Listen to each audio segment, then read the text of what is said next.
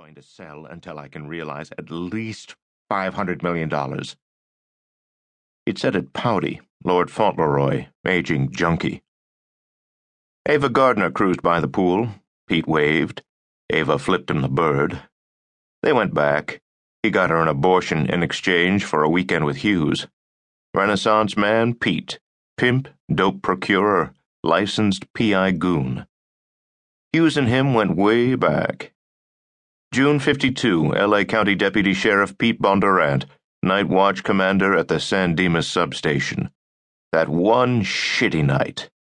A nigger rapo at large, the drunk tank packed with howling juice heads. This wino gave him grief. "I know you, tough guy. You kill innocent women, and your own—" He beat the man to death bare-fisted. The sheriffs hushed it up.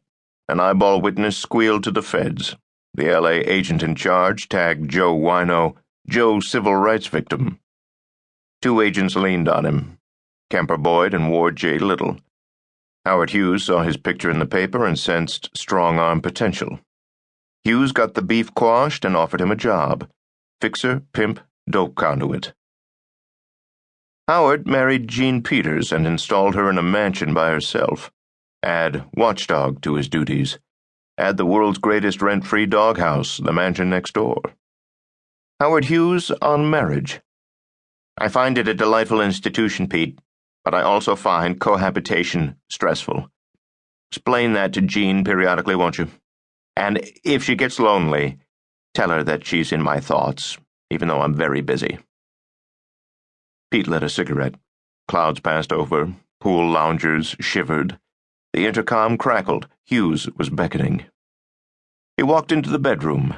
Captain Kangaroo was on TV, the volume down low. Dim black and white lighting, and Big Howard in deep focus shadows.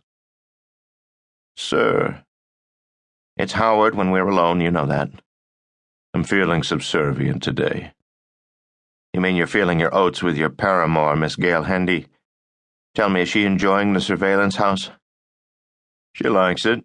She's as hinky as shack jobs as you are, and she says 24 rooms for 2 people smooths things out." "I like independent women." "No, you don't." Hughes plumped up his pillows. "You're correct, but I do like the idea of independent women, which I have always tried to exploit in my movies. And I'm sure Miss Hendy is both a wonderful extortion partner and mistress. Now, Pete, about the TWA divestment." Pete pulled up a chair. "The process servers won't get to you. I've got every employee at this hotel bribed, and I've got an actor set up in a bungalow 2 rows over. He looks like you and dresses like you, and I've got call girls going in at all hours to perpetuate the myth that you still fuck women.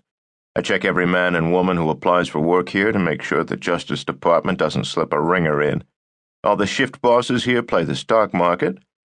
And for every month you go unfucking subpoenaed, I give them 20 shares of Hughes Tool Company stock apiece. As long as you stay in this bungalow, you won't be served and you won't have to appear in court." Hughes plucked at his robe, little palsied fidgets. "You're a very cruel man." "No, I'm your very cruel man, which is why you let me talk back to you." "You're my man, but you still retain your somewhat tawdry private investigator sideline." "That's because you crowd me. That's because I'm not so good at cohabitation either." "Despite what I pay you?" "No, because of it. For instance?" "For instance, I've got a mansion in Holmby Hills, but you've got the deed. I've got a '58 Pontiac coupe, but you've got the pink slip. I've got a—" "This is getting us nowhere." "Howard, you want something. Tell me what it is and I'll do it." Hughes tapped his remote control gizmo. Captain Kangaroo blipped off. "I've purchased Hush Hush magazine. My reasons for acquiring a scurrilous scandal rag are twofold. One, I've been corresponding with J. Edgar Hoover, and I want to solidify my friendship with him. We both love the type of Hollywood gossip that Hush Hush purveys, so owning the magazine would be both pleasurable and a smart political move. Second, there's politics itself. To be blunt, I want to be able to smear politicians that I dislike, especially profligate playboys like Senator John Kennedy, who might be running for president against my good friend Dick Nixon in 1960. As you